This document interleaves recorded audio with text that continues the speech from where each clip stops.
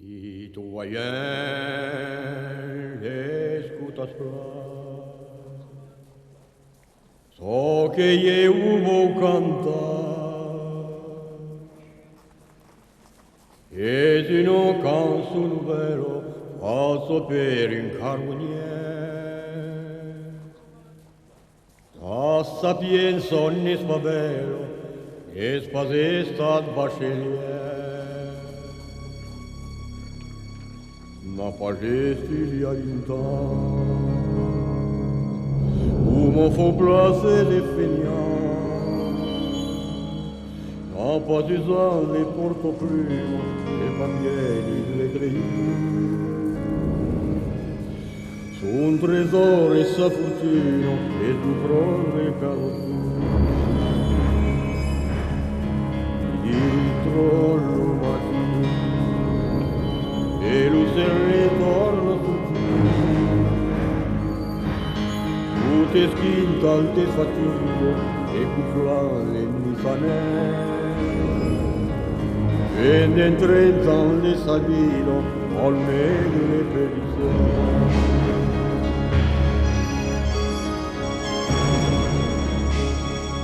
La nuit, l'insécurité, la précarité accompagnaient la vie des mineurs. Mais ils étaient fiers d'être mineurs. Ils attendaient qu'un homme, un jour, leur dise pourquoi ils avaient raison d'être fiers. Et cet homme vint. Il était d'ici, de cette terre. Il s'appelait Jaurès.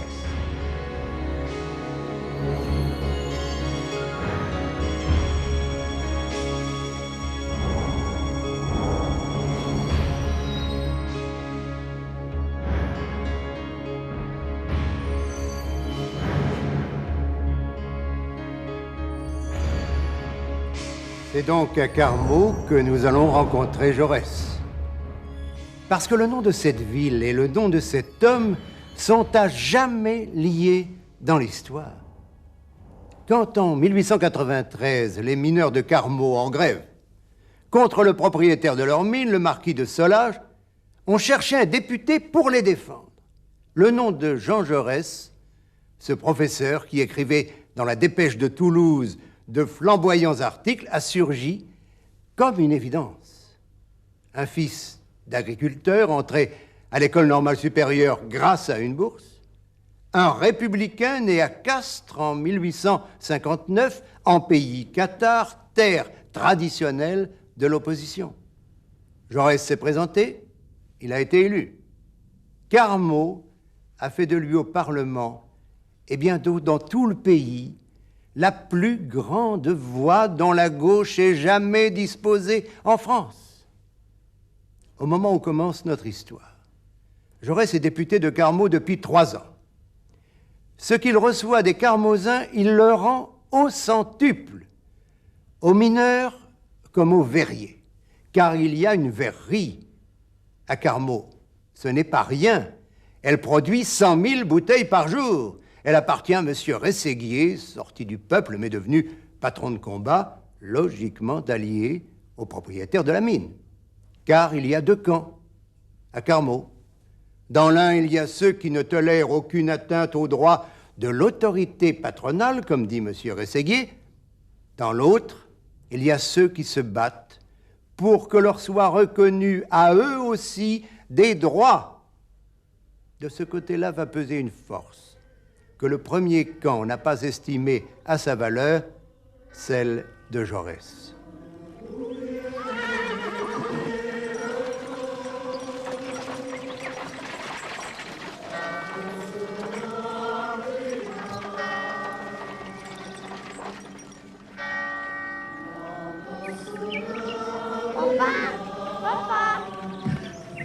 Oh, Manu. Monsieur Jaurès, un télégramme pour vous. Ça grogne à Carmaux. Les verriers ont besoin de leurs députés. Tout le monde ne parle plus que de la grève des verriers.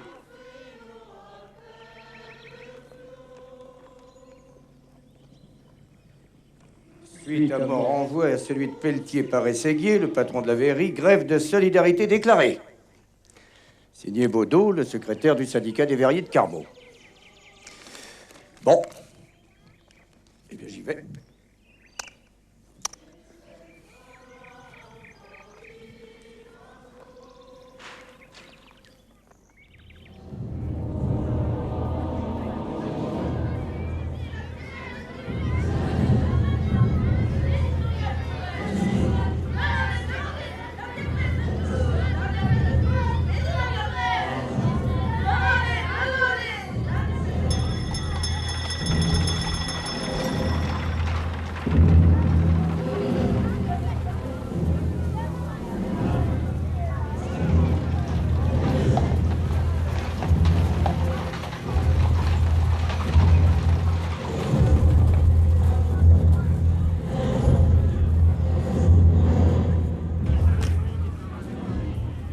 Encore Jaurès. Il persiste à signer des articles séditieux. Cette grève des verriers est devenue sa grève. Aucun doute, monsieur le marquis, le vrai meneur, c'est lui. Méfiez-vous, Rességuier. Méfiez-vous. Les ouvriers sont en majorité acquis à la cause de Jaurès. La grève s'envenime. Et maintenant, les mineurs viennent leur prêter main forte en organisant des collectes. En 1892, pendant la grande grève des mineurs, c'est parce que vous avez démissionné, monsieur le marquis de Solage, que les ouvriers ont pu présenter leur candidat, Jaurès, et qu'il a été élu député. Ce nouveau conflit va enfin nous donner l'occasion de l'abattre politiquement. Et les ouvriers? Qu'ils sachent qu'ils seront sévèrement frappés tant qu'ils sont représentés par cet homme néfaste. Ils accepteront mes conditions, car je ne céderai pas. Jamais. Un peu de silence! Citoyen, Baudot veut prendre la parole. Rességuier méprise notre syndicat. Il nous licencie tous et voudrait que nous nous taisions. Mais nos femmes, les mineurs, Calvignac, notre maire et secrétaire du syndicat des mineurs, Jaurès, notre député, tous nous soutiennent. Notre grève est devenue une affaire nationale et le symbole de la lutte des classes. Le syndicat dérange? Eh oui! Car il protège les ouvriers. Il les protège des terribles hasards, du chômage et de l'écrasement du travail irrégulier démesuré. À cause du syndicat, le patron aujourd'hui n'est plus le seul maître à l'usine. Notre syndicat est légal. Vous avez le droit de faire grève. Vous avez le droit de faire entendre votre voix. Il est dans vos droits de vivre et de travailler dignement. Oui, mais certains ici ont encore peur du patron. Car c'est lui qui donne le travail. Citoyens, citoyens,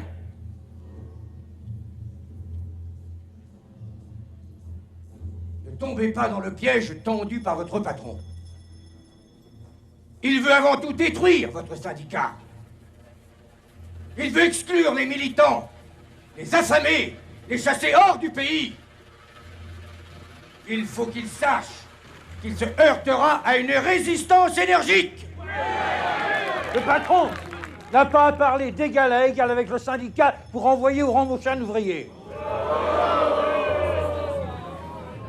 Vous, les messieurs de la compagnie de la mine, tentez vainement de museler des verriers en grève qui depuis des semaines se battent pour leurs droits que leur a donné la République. Cette situation, c'est vous qui l'avez provoquée. Vous avez beau jeu maintenant de vouloir la réprimer. Notre député est un beau parleur. Mais il montre la tête aux ouvriers. Si les verriers veulent faire grève, qu'ils la fassent. Ils me feront plaisir.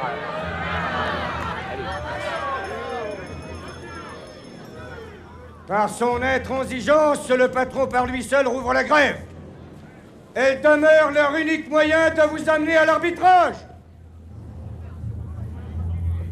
Certains, ici, sont tentés de reprendre le travail, je le sais, et je les comprends. Car ils pensent que nous n'obtiendrons jamais rien de leur essayer. Mais le patron n'aura pas toujours le dernier mot.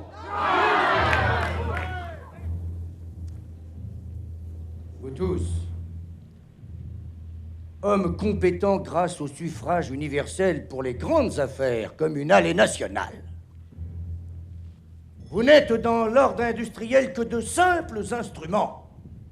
Souverain ici, machine là. C'est une contradiction intenable et qui ne pourra durer. Pour les gens de la compagnie, vous tous, ouvriers de Carmaux, vous n'êtes que des jetons de présence qui s'accumulent dans leur caisse. Alors, que Rességuier rouvre l'usine et réintègre tous les licenciés. Baudot a raison, mais notre action est de constituer tous les travailleurs de notre pays à l'état d'homme. Notre action est de subordonner les lois brutales de la concurrence aux lois supérieures de la vie, et non celle-ci à celle-là. Transformer un ordre social d'injustice et d'oppression est notre œuvre, à tous. Le premier des droits de l'homme, c'est la liberté individuelle, la liberté de la pensée, la liberté du travail. Notre but, créer l'humanité.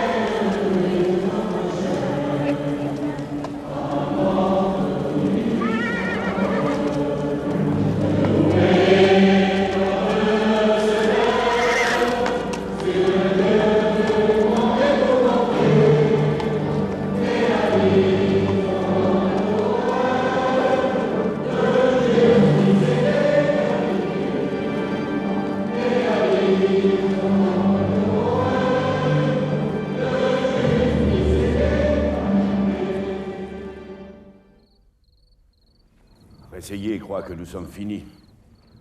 Il veut nous forcer à reprendre le travail. Déjà, il réembauche. Un salaire moindre. Rességuier s'obstine à refuser l'arbitrage.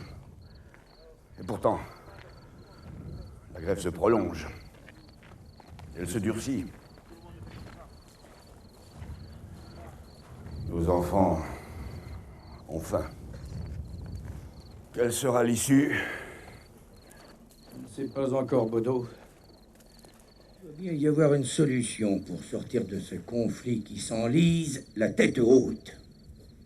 Et que chacun retrouve son travail. Rességuier veut en finir avec nous. Mais avec vous aussi, Jaurès. Oui, je sais. Et avec le socialisme à Carmaux. Je sais, Baudot, je sais. Nous sommes encore nombreux à poursuivre la grève. Mais pour combien de temps?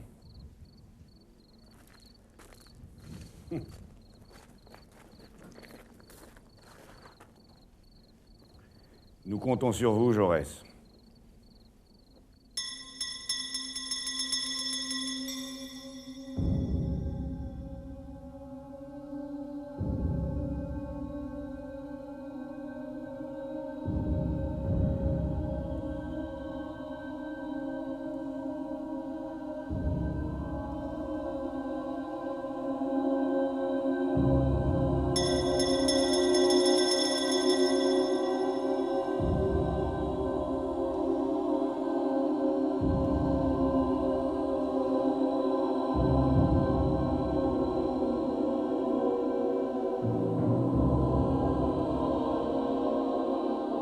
Monsieur Clémenceau,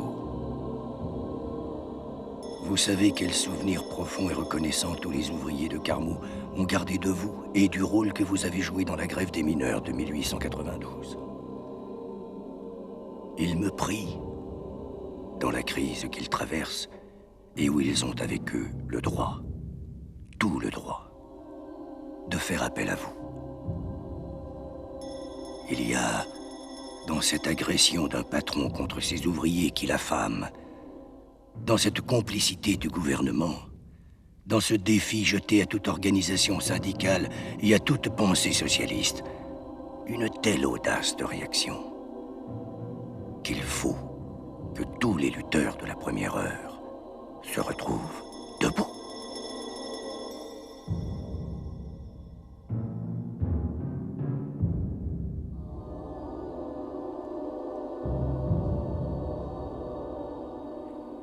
Boudot. Oui. Ah, Boudot.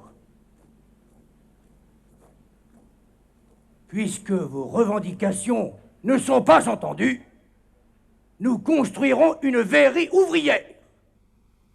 Une verrerie ouvrière? Oui.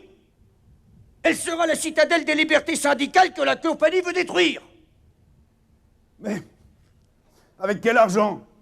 Il nous faudrait un terrain, du charbon, des acheteurs pour les bouteilles fabriquées. Eh bien, lançons des souscriptions à travers la France. Auprès des ouvriers, des républicains, des socialistes, des démocrates. Tous ceux qui croient encore à la République démocratique et sociale. Demandons l'appui des coopératives, des syndicats, des partis politiques. Une verrerie au verrier. Et oui, une verrerie au verrier. La verrerie au verrier. La verrerie au verrier. La verrerie au verrier. Une verrerie au verrier. La verrerie au verrier.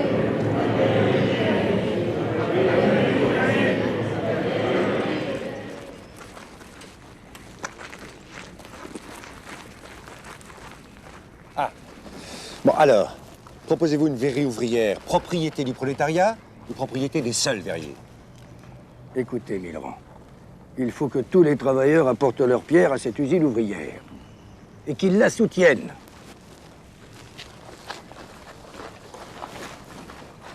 Cette verrerie ne doit pas être la simple contrefaçon d'une usine capitaliste. Le choix s'impose. La verrerie appartiendra aux seuls ouvriers de l'usine. Gued. La verrerie ouvrière sera constituée sur des bases corporatives et syndicales. Elle appartiendra donc au prolétariat français tout entier. Juridiquement, elle pourra exister en société anonyme. Et les administrateurs seront tous des ouvriers. Et où va-t-on la construire, cette verrerie? À Carmaux? La Société des Mines nous brisera. Elle refusera de nous vendre du charbon à bon prix. Et le terrain? Il y a une autre solution, Calvignac. À Albi. Le terrain et le charbon, ils sont meilleurs marché qu'à Carmaux. Les verriers refuseront d'aller si loin de Carmaux, Millerand. Et comment feront-ils pour construire la verrerie et travailler pour vivre? Peut-être, mais à Albi, la mine ne pourra rien tenter. Si nous divisons nos forces à Albi, c'est la fin du socialisme à Carmaux. Quant à vous, Jaurès, les commerçants ne vous pardonneront jamais de leur faire perdre d'aussi bons clients. Albi me semble la seule solution si nous ne voulons pas condamner la verrerie ouvrière à une concurrence impitoyable.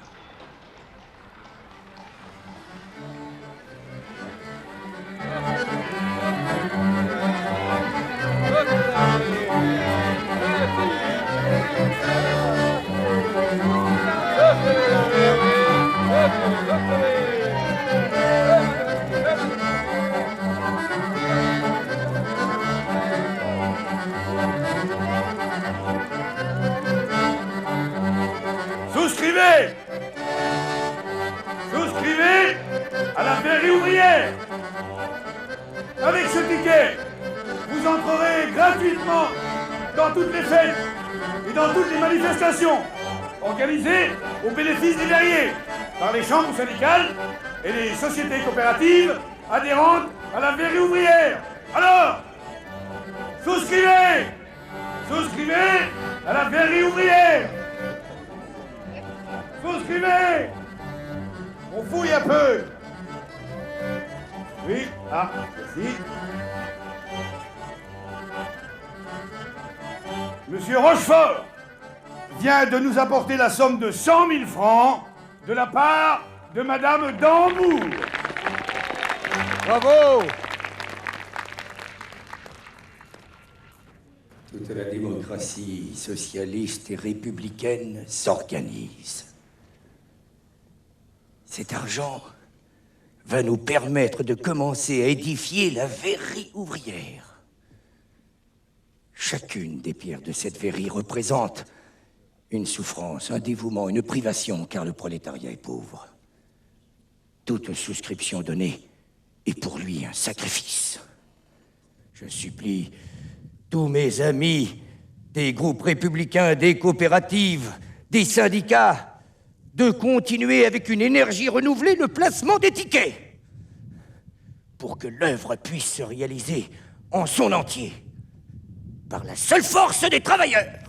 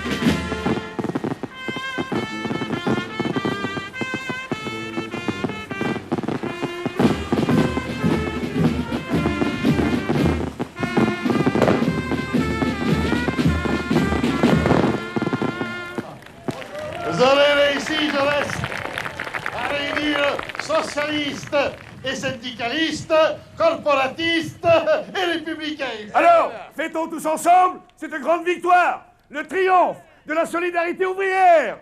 Oh!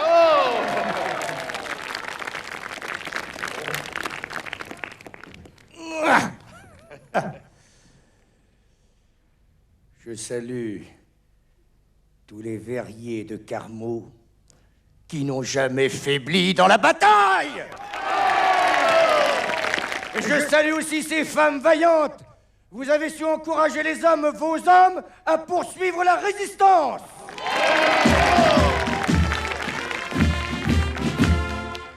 Amis, restons toujours unis. Amis, restons toujours unis. Ne craignons pas nos ennemis. Ne craignons pas nos ennemis. S'ils viennent nous attaquer, nous les ferons sauter. Dansons la carmagnole, vive le son, vive le son. Dansons la carmagnole, vive le son du canon.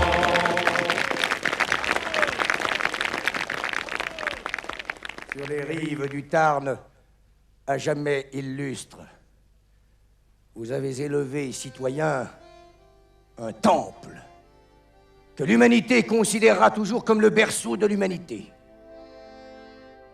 Cette victoire ouvrière de Carmaux donnera un nouvel élan à la démocratie. C'est vous tous, chacun, qu'il faut féliciter de son courage, de sa dignité, de réaliser une grande œuvre humaine, car tout mouvement collectif ne vaut que par la valeur de ses énergies individuelles. Oui, je le dis bien haut. Tant qu'il me restera un souffle, je l'emploierai à combattre pour les faibles contre les puissants, pour le peuple contre ceux qui l'oppriment, pour la justice sociale contre l'iniquité et contre l'injustice.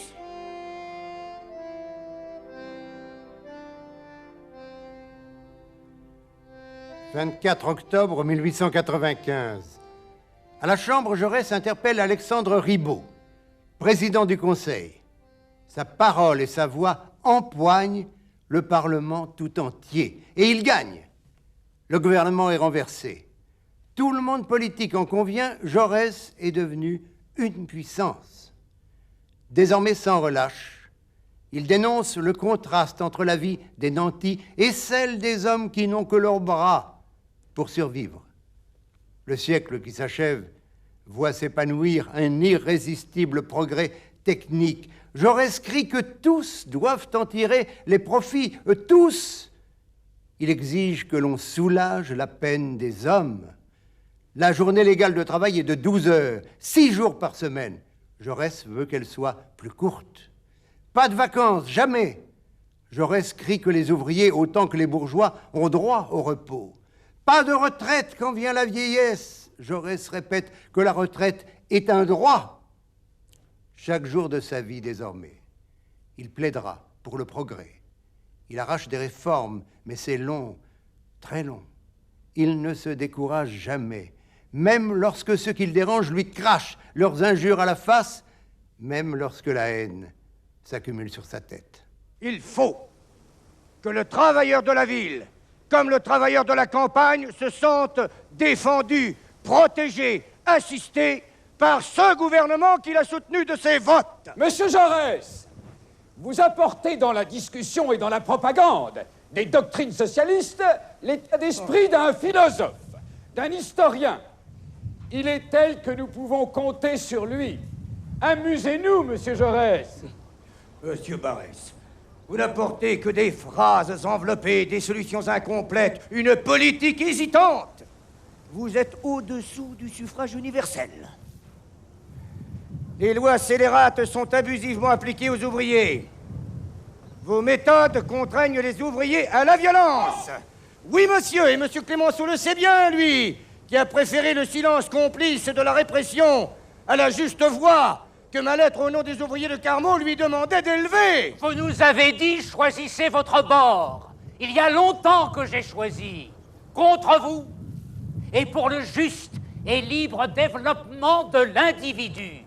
Votre doctrine de l'individualisme absolu, monsieur Clémenceau, c'est la négation de tous les vastes mouvements de progrès qui ont déterminé l'histoire. Vous préférez soutenir les désordres ouvriers. La violence est une chose grossière, oui. Le patronat, lui, broie les hommes en silence. Les hommes, quand ils luttent, sont des forces de civilisation. Et nous, les défenseurs de la classe ouvrière. Vous n'êtes pas le socialisme à vous tout seul. Vous n'êtes pas le bon Dieu. Mais vous, monsieur Clémenceau, vous n'êtes pas le diable. Qu'en savez-vous? Vous avez fait les lois d'instruction. Vous avez été laïque. Ah, pas moi. Oui, on le sait. Vous avez interrompu la vieille chanson qui berçait la misère humaine. Et la misère humaine s'est réveillée avec des cris. Elle s'est dressée devant vous.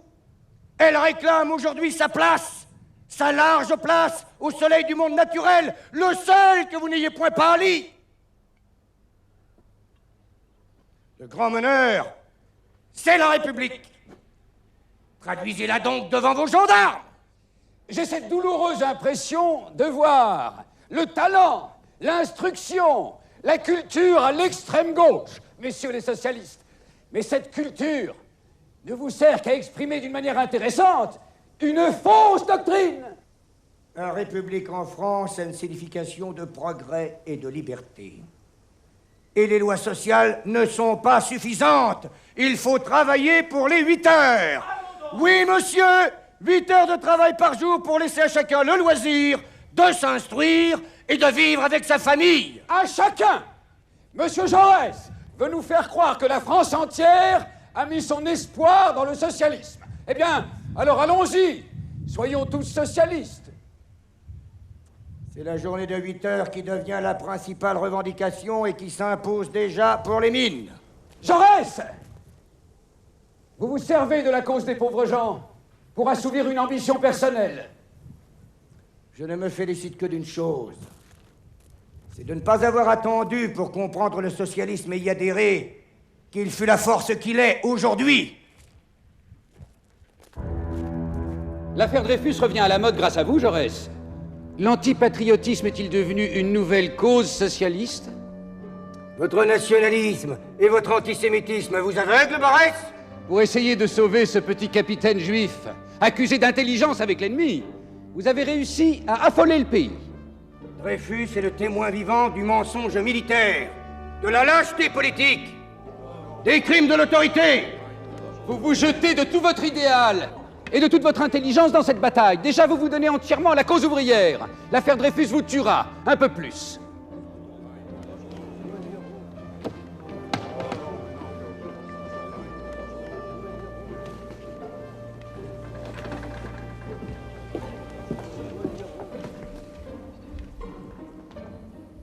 Jaurès, il faut arrêter cette campagne inutile et néfaste pour Dreyfus. Je suivrai Zola, Dreyfus est innocent. Zola est un bourgeois. Va-t-on mettre le Parti socialiste à la remorque d'un écrivain bourgeois? De plus, nos électeurs ne sont pas pour Dreyfus. Les électeurs sauront un jour la vérité. Ils vous reprocheront alors votre mollesse, votre lâcheté. Et vous viendrez me chercher pour vous excuser auprès d'eux. Je me connais bien, j'irai. Le Parti socialiste ne doit pas s'égarer dans des redressements de torts individuels qui trouveront leur réparation dans la réparation générale, c'est-à-dire dans la révolution.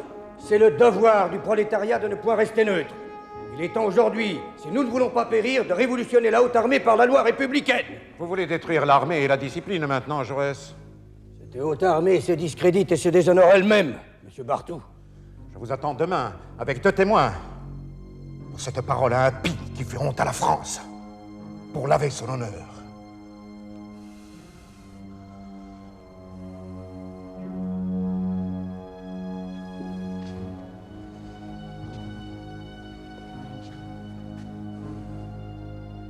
Je viendrai. Oh oui. La République française a bien besoin d'être défendue.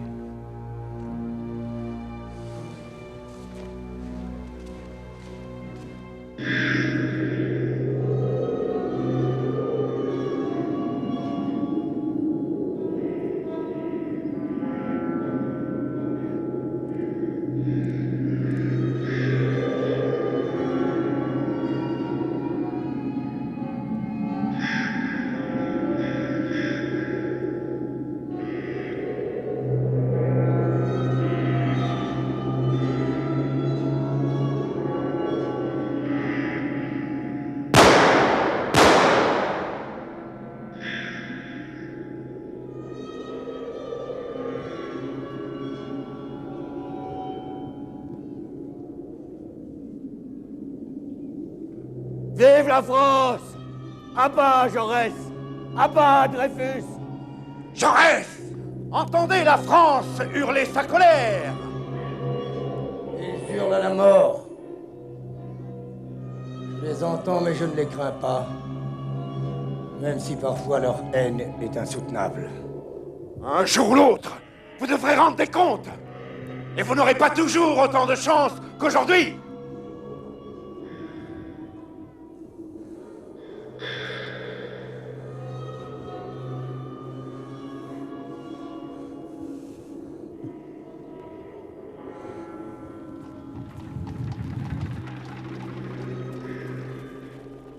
Aux élections de 1898, quand Jaurès se représente à Carmaux, c'est le grand jeu contre lui. La Fédération socialiste et les syndicats des mineurs sont dissous.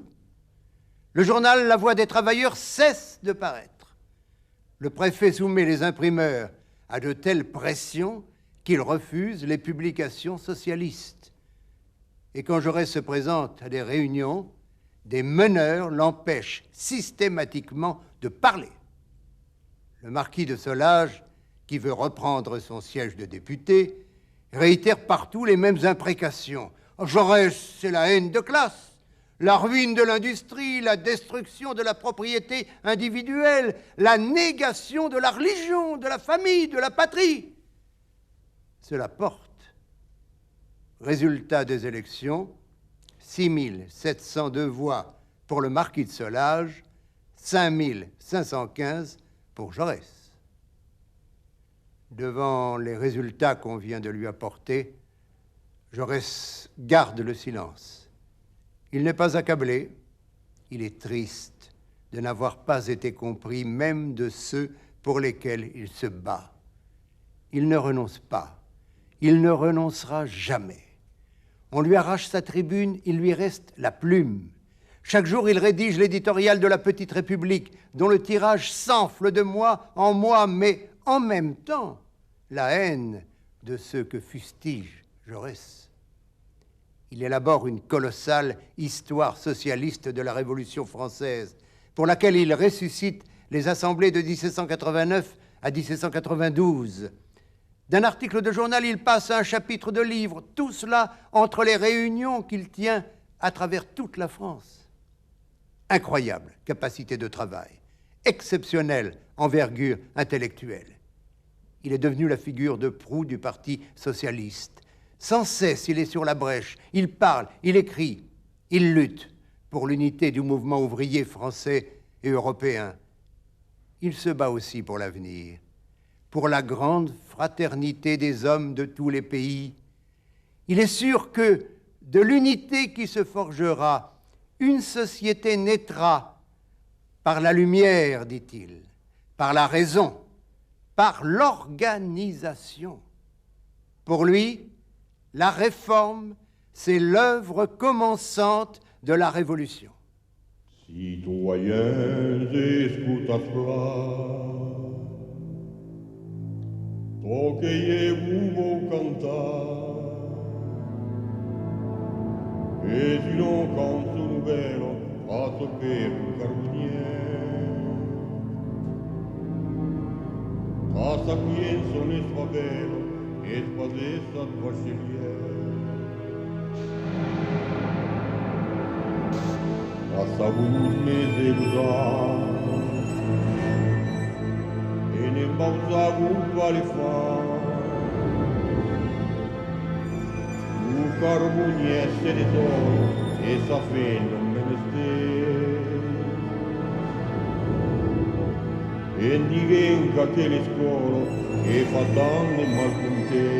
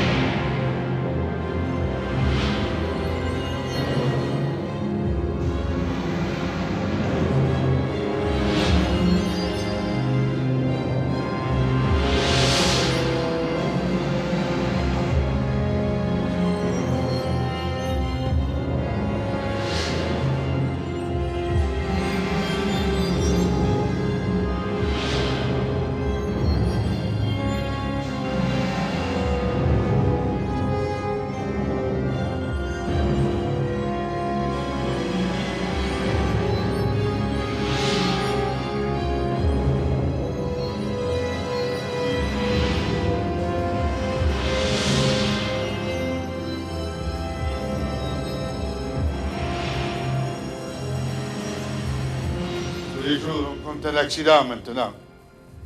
On ne peut pas continuer ainsi. Allez, reprenez le travail, allons. Nous avons besoin de bras. Il faut embaucher plus de gars. Nos fils. Et le marquis, ça manque. Reprenez le C'est à travail. nous, ouvriers, de montrer ce que nous voulons. Le patron va donner des amendes. Certains ici pensent qu'ils peuvent impunément faire ce qu'ils veulent. Que nos voix ne sont plus entendues, puisque Jaurès n'est plus notre député. Mais Jaurès nous soutient et fait entendre notre cause. Nous ne continuerons pas dans ces conditions. Va le dire à ton patron.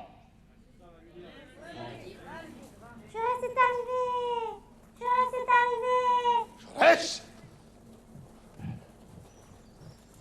Eh oui, le voilà. Ouh là là, comme tu as grandi. Bonjour. Tu veux porter ma valise? Ça va être trop lourd pour toi, non? Bonjour. Bonjour. Comment ça va? Voici de retour chez vous, Jaurès. J'aime revenir à Carmaux, dans mon pays. Je sais que mes amis me reçoivent toujours avec chaleur.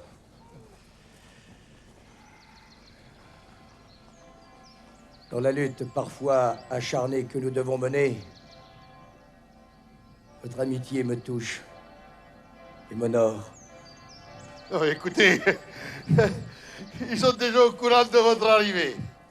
Ah, mais tout le monde n'apprécie pas que je sois venu vous rendre visite avant d'aller à Bissoulé. Non, ils tentent de couvrir votre voix.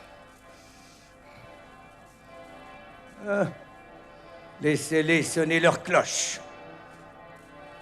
Elles n'ont jamais empêché la vérité de retentir. C'est bien ça.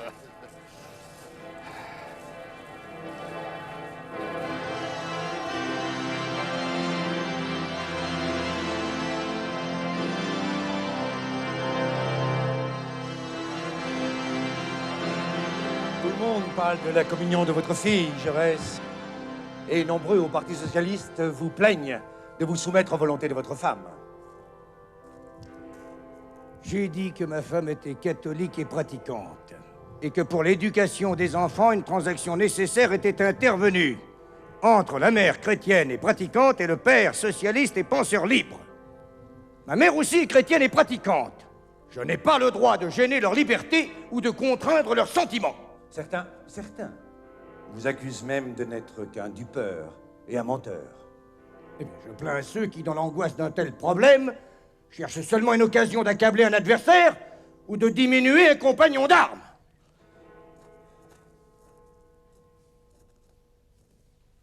Je ne vous comprends pas, Jaurès. On vous sait anticlérical. Aussi pourquoi afficher une telle tolérance? Je crois au surnaturel. À quelque chose au-dessus de ce que nous percevons. Un Dieu vers lequel le monde se dirige. Et puis le citoyen a le droit de croire ou de ne pas croire, de prier ou de ne pas prier, de pratiquer ou de ne pas pratiquer. Et oui! Avant de començar, citoyen totes fraires, voldreu vos demandar l'excusa per musaires. Soy pas un cançonnier ni mai un gran poeta, ma soy un carbonier cal progrés fariseto. Le marquis nous disait, charbonnier, soyez sage, envoyez-moi au diable, Jaurès le misérable. Vous aurez liberté de faire la guerre aux gendarmes armés quand vous serez en grève.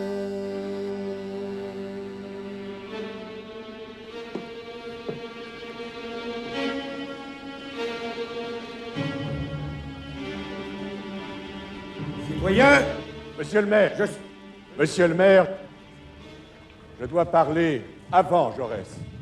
Monsieur le marquis, le citoyen Jaurès commençait à parler. Vous vous exprimerez en temps voulu, soyez-en certains. Alors? Citoyen, je suis toujours resté fidèle à mes engagements premiers. Défendre les travailleurs. Les travailleurs réduits à une existence inerte et machinale. Tous les travailleurs, ouvriers et paysans. On m'accuse d'avoir voulu la ruine des commerçants de Carmont avec la verrerie ouvrière d'Albi. On vous accuse aussi de vouloir démolir toutes les églises. Et que ferais-je de toutes ces pierres? Ce que je condamne, c'est la religion institutionnelle au service de l'iniquité sociale. Vous avez écrit que la République doit être laïque, que la société française doit reposer non plus sur l'idée religieuse, mais sur l'idée naturelle de justice. Oui, oui, je l'ai écrit. Et j'affirme que la laïcité n'étant que l'expression de ce principe, l'école publique doit être laïque. Monsieur Jaurès... L'école publique ne continue pas la vie de famille, elle inaugure et prépare la vie des sociétés. Monsieur Jaurès rejette ce qui fait la grandeur des peuples depuis l'origine du monde. Du monde, Monsieur Jaurès. Religion, famille et patrie. Monsieur le marquis. Quoi? Vous devez laisser le citoyen Jaurès s'exprimer librement. Eh bien. Vous autres, paysans, producteurs, qui depuis des siècles retournez la terre de France, vous n'êtes que le tiers. Alors que 2 tiers du sol sont possédés par ceux qui ne le travaillent pas. Mais c'est nous! Et comme les ouvriers, vous subissez le chômage et l'exploitation. C'est nous qui ranimons le travail. Si vous êtes contre nous, vous aurez le chômage. Alors que si vous êtes avec nous, vous aurez tous du travail. Monsieur le marquis, pour la dernière fois. Les divisions ouvrières et républicaines aboutissent à l'impuissance, au Jaurès découragement et et à l'indifférence populaire. C'est avec confiance que je fais appel à vous tous. Monsieur le marquis, je vous somme de laisser ces élections se dérouler démocratiquement. Certains, ici, ne la respectent pas, la démocratie. Les gendarmes les y obligeront, s'ils le font. Alors? Eh bien alors, je leur laisse la place. Je vous en prie, Jaurès.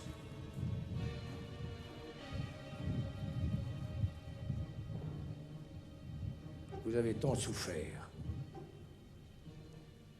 Vous avez tant pleuré. Il faut, vous tous, les humbles, hommes usés, hommes dépendants, il faut que vous appreniez à vous organiser pour devenir une puissance et réclamer peu à peu la propriété du sol que vous fécondez. Il faut que vous appreniez à faire briller au-dessus de tous les privilèges de la propriété oisive vos paroles et votre force. Comme vous faites briller l'éclair de vos feux au-dessus des herbes mûries. L'essentiel est que nous fassions œuvre d'homme en attendant d'être étendus à jamais dans le silence et dans la nuit.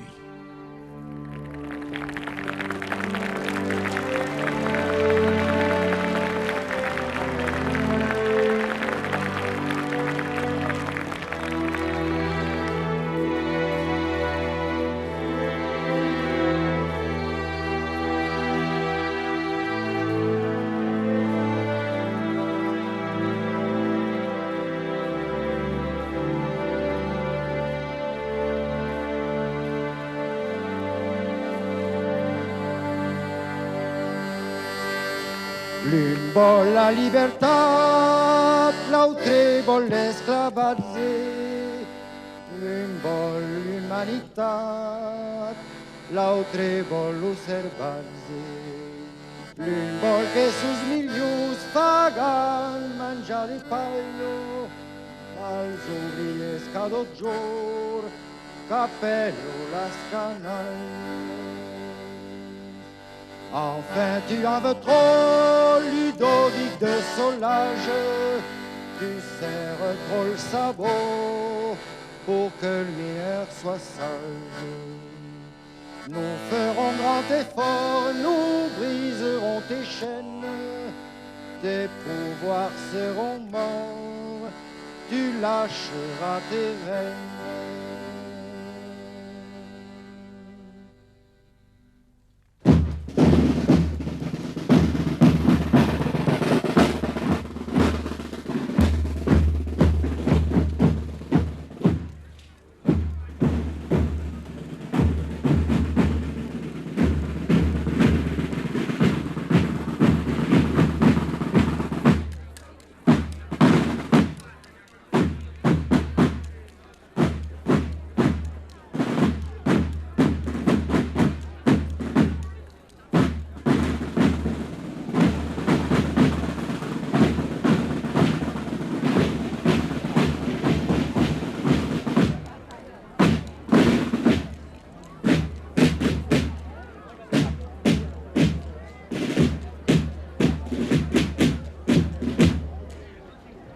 Un peu de silence!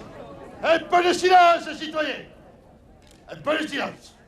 Sinon, personne n'entendra les résultats.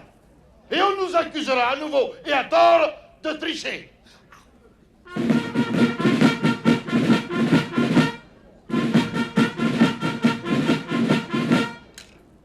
Résultat des élections. Valderiès. Le marquis. Pampelonne. Solès. Valence. Le marquis. Molestier. Solès. Carbo. Jean Solès. Ah, total des voix. Total des voix. Le marquis de Solage, 6154. Jean Jaurès, 6500.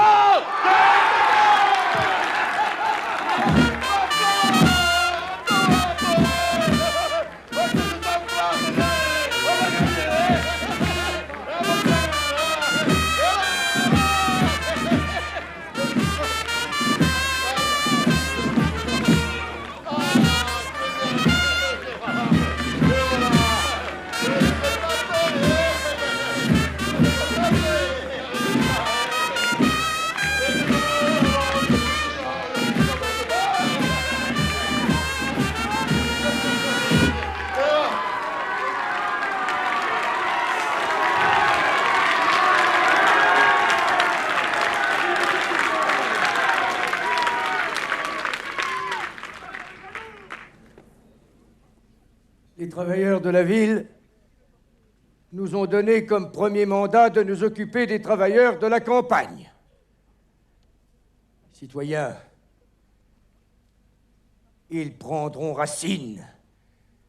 Ils deviendront des arbres immenses, les lauriers dont vous venez de joncher le chemin où s'avance la liberté.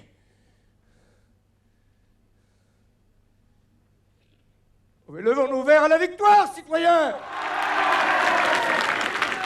Buvons ce vin, car il est généreux. Il contient de la joie et de la force. Et j'ajouterai de l'esprit. Ouais, de l'esprit démocratique et républicain.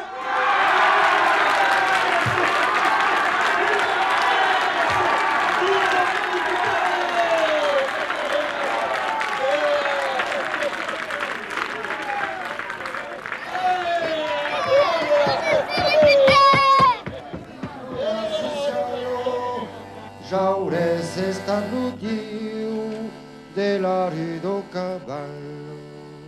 es el que arriba si echara balas cambros, Vesubri farà depollidos de mandos. Per te es acabata mai tutto la clico, Jaurès es deputat, degno de republico. Tu n'aurais una gem, promesos e menaços, tan servi de bomber, per te portaràs braços.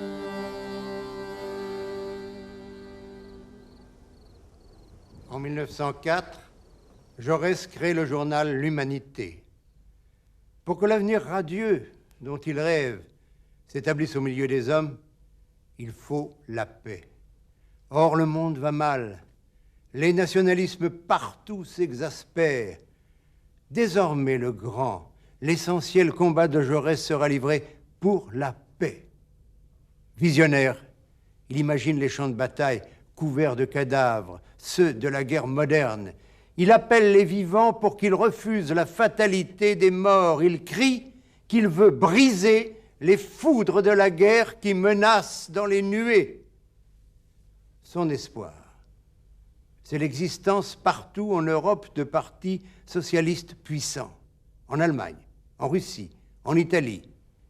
La guerre, Jaurès en est sûr, ils l'éviteront par l'action concordante du prolétariat mondial.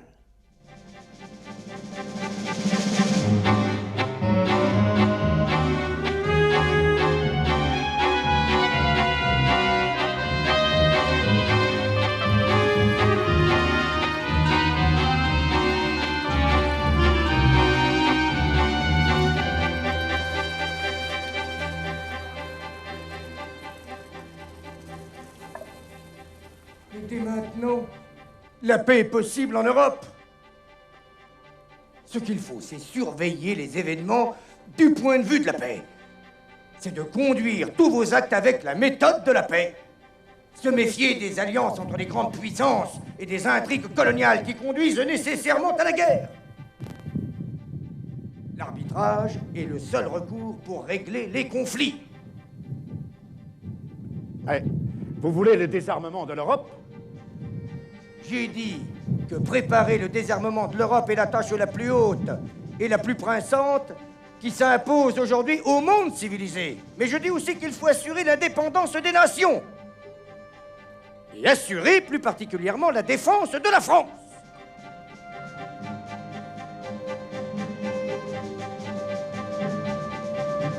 Vive la France! À bas l'Allemagne! C'est l'heure de la revanche! Nous reprendrons l'Alsace-Lorraine. Vive la France! Moi, Raoul Villain, je m'engage à sauver la France. Engagez-vous aussi!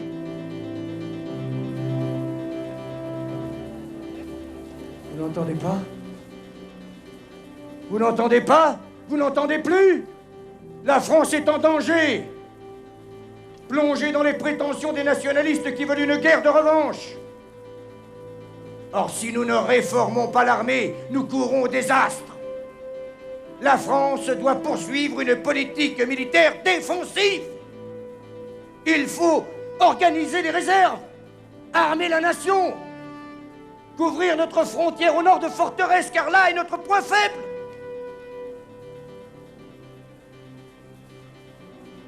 Si guerre il y a, ce sera un terrible spectacle. Il y aura foule d'hommes sous les ravages des obus multipliés. De la guerre européenne peut sortir pour une longue période une longue chaîne de violences rétrogrades et de haine basse, de représailles et de servitude. Comme il peut sortir aussi la révolution. Nous devons à tout prix sauver la paix en Europe. Cette urgence s'impose.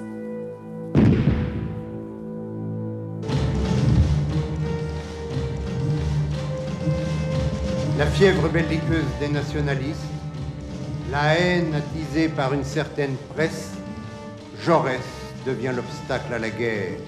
Il faut supprimer l'obstacle.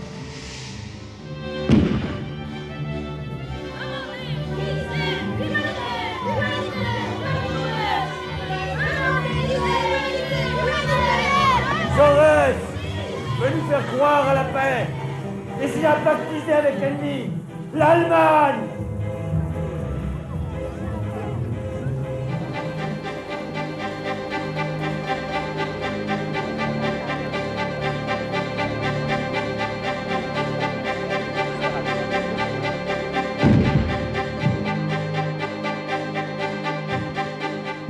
La guerre s'immisce dans le quotidien.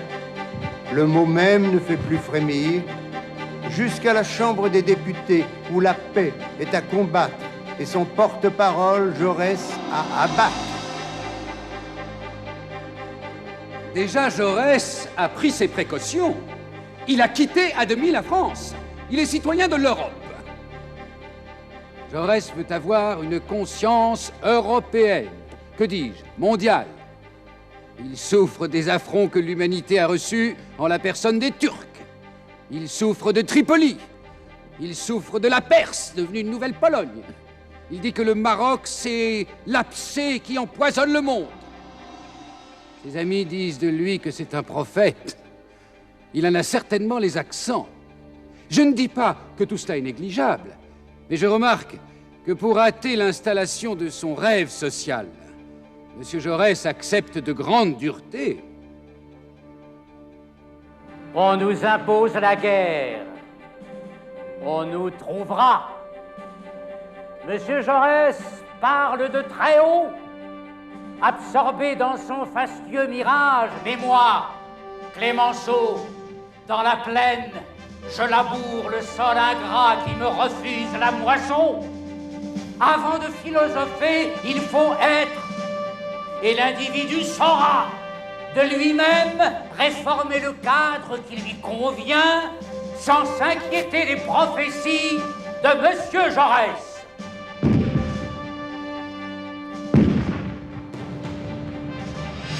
Jaurès continue son combat. Ce jour-là, auprès Saint-Gervais, ils sont des milliers à répondre, des milliers de Français patriotes à refuser d'aller à la rencontre de la mort.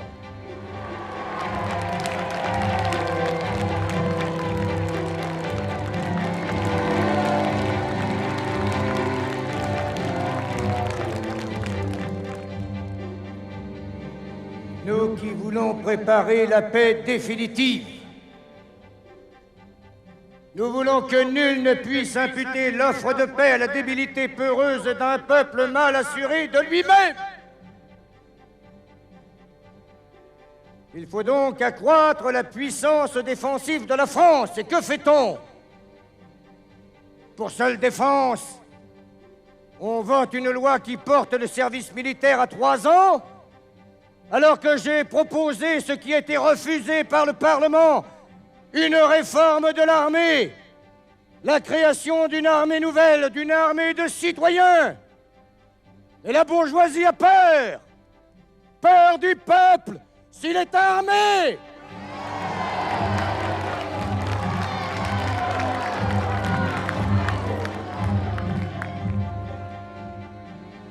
Le Parlement n'a pas veillé à l'application de la loi de 2 ans. Rien n'a été fait pour préparer la jeunesse et accroître l'encadrement et l'organisation des 2 millions d'hommes figurant sur la rubrique des réserves. Alors que la population de l'Allemagne devient très supérieure à celle de la France. Alors que l'Allemagne peut déborder notre armée de première ligne, numériquement inférieure. La loi de 3 ans, c'est de la folie. C'est un crime contre la République et contre la France.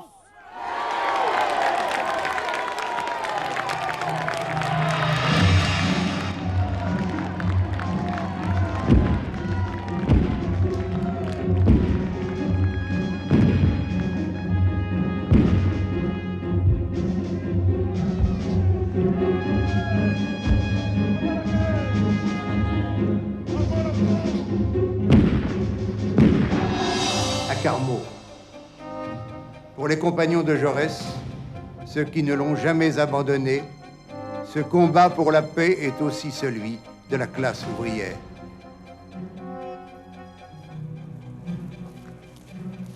Si la guerre menace d'éclater, c'est un devoir de la classe ouvrière et de ses représentants de faire tous leurs efforts pour l'empêcher.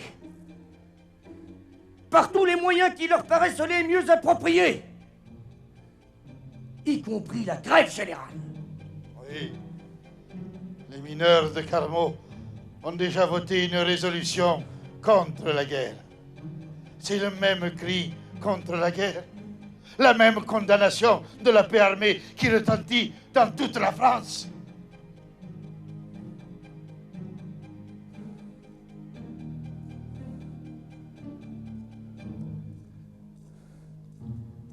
Notre seul et unique combat, sauver la paix.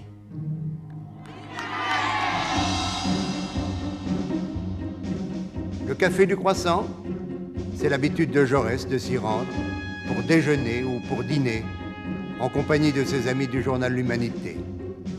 Ce jour-là, un seul nom domine tout, Sarajevo.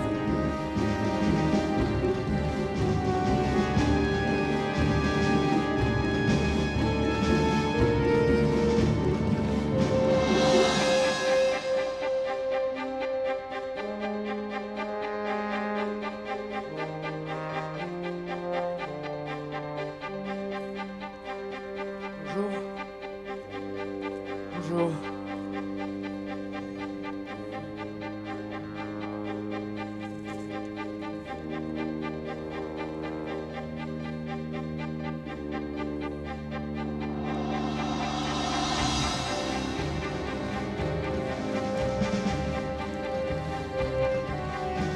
Il faut mettre fin à cette comédie sinistre qui risque à toute heure de tourner en tragédie sanglante.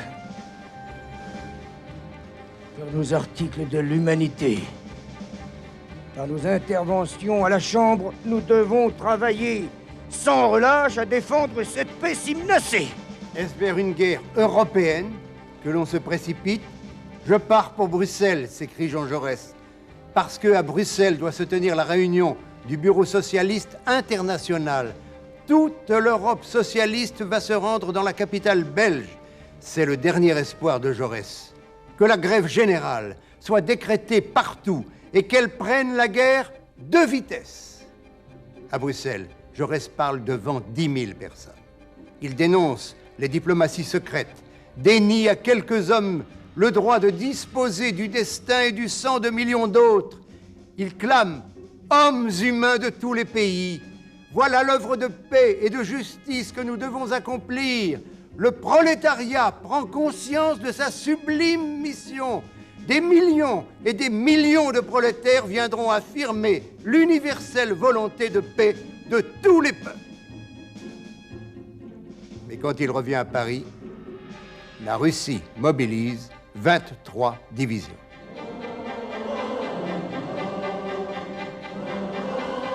La guerre, nous voulions. La guerre, nous aurons. Que tous les Français, dignes de notre grand pays, se lèvent. Ah, pour aller au combat. Ah, ah.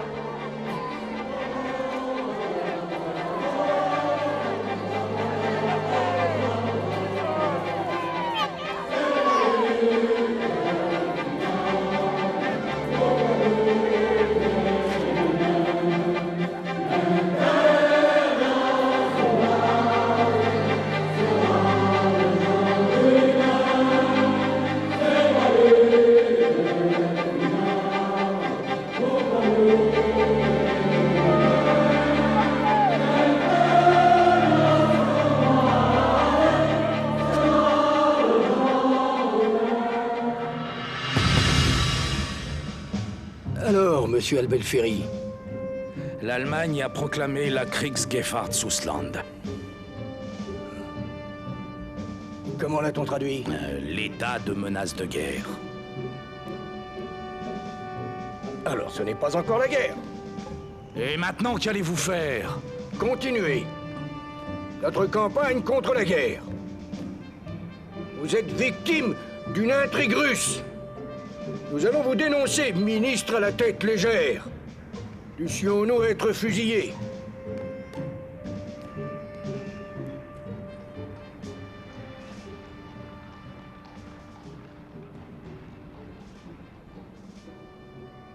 Tout est fini. Il n'y a plus rien à faire. Ce qui me navre, c'est l'inintelligence de la diplomatie. Il faut obliger notre allié russe à accepter l'arbitrage proposé à Pétersbourg et à Berlin. Là est le salut. Là est le devoir. Sauver la paix. Il faut sauver la paix.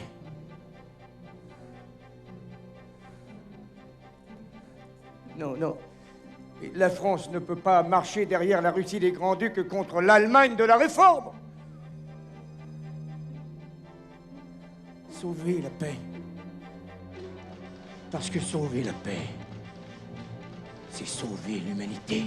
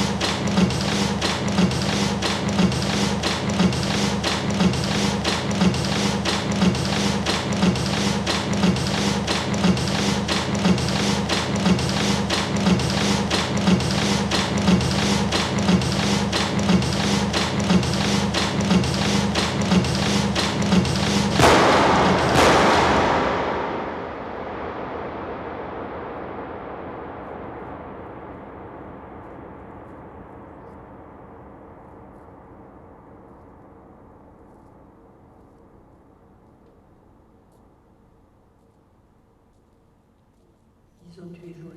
Ils ont tué Jaurès. Ils ont tué.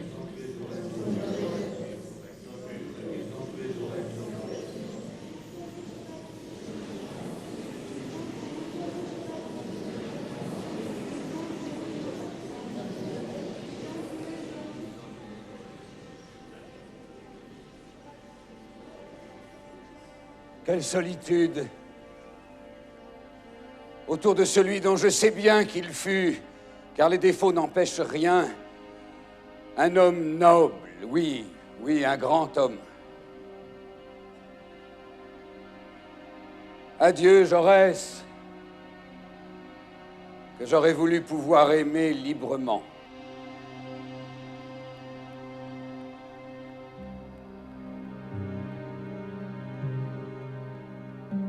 Ce qui reste vrai, à travers toutes nos misères, à travers toutes les injustices commises ou subies, c'est qu'il faut faire un large crédit à la nature humaine. C'est donc d'un esprit libre aussi que vous accueillerez cette haute grande nouveauté qui s'annonce par des symptômes multipliés. La paix durable entre les nations. La paix définitive.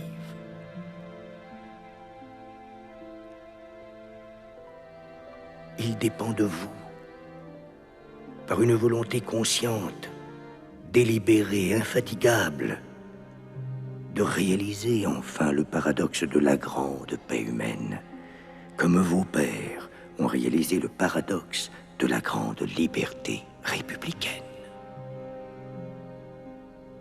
Ce sera, jeunes gens, l'effort le plus haut et la plus grande gloire de la génération qui se lève.